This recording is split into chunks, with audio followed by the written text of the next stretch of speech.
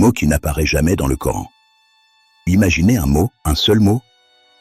Un mot qui a façonné des siècles de débats, divisé des communautés et alimenté d'innombrables accusations.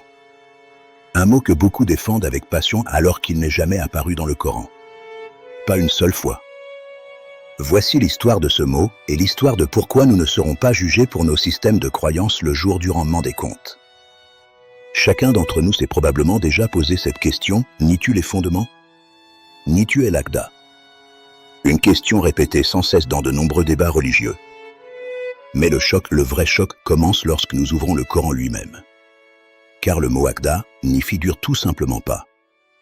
Et soudain, une nouvelle porte s'ouvre. Une porte qui nous conduit vers la structure ingénierisée de la responsabilité divine. Une structure fondée non pas sur ce que nous pensons, mais sur ce que nous faisons.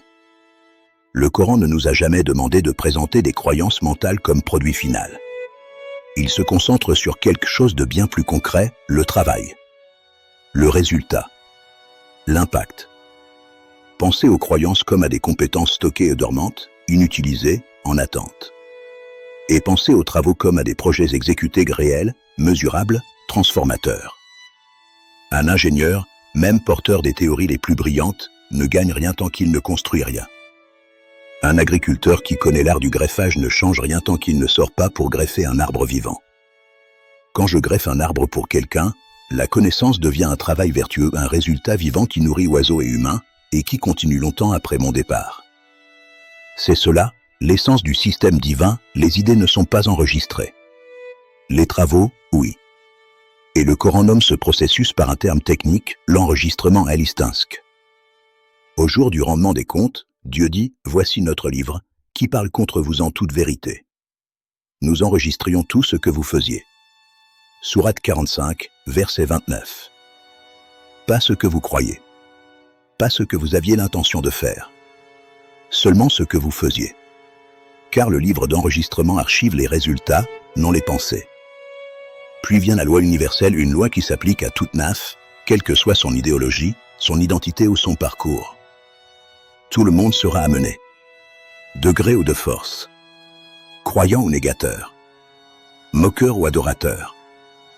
Ce ne fut qu'un seul cri, et soudain, ils furent tous amenés devant nous. Sourate 36, verset 53. Et ce jour-là, aucune naf ne sera lésée en quoi que ce soit.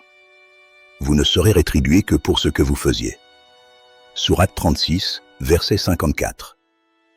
Le Coran ne laisse aucun doute, la rétribution est strictement liée au travail. Celui qui prétend que les pensées seules sont jugées contredit le texte même qu'il prétend défendre. Ainsi, nous devons repenser les grands termes iman et QFR.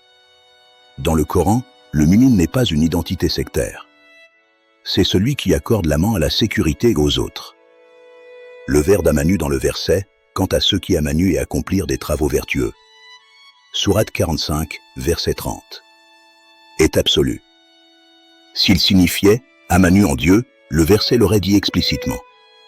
Mais ce n'est pas le cas. Et le kafir dans le verset suivant est simplement l'opposé, celui qui n'accorde pas l'amant, celui que le Coran appelle mujrim, criminel. La criminalité est l'opposé de l'islam. Et le véritable iman n'est pas une théorie, c'est un amant qui se répand, touchant la vie de ceux qui nous entourent. Et maintenant, l'histoire atteint sa question finale. Si la seule monnaie acceptée dans le marché de l'au-delà est le travail. Si la seule chose enregistrée dans votre dossier éternel est votre production. Si Dieu ne juge pas vos compétences stockées, mais vos projets exécutés. Alors demandez-vous, quel travail vertueux laisserez-vous derrière vous aujourd'hui, pour être votre témoin dans le livre des enregistrements?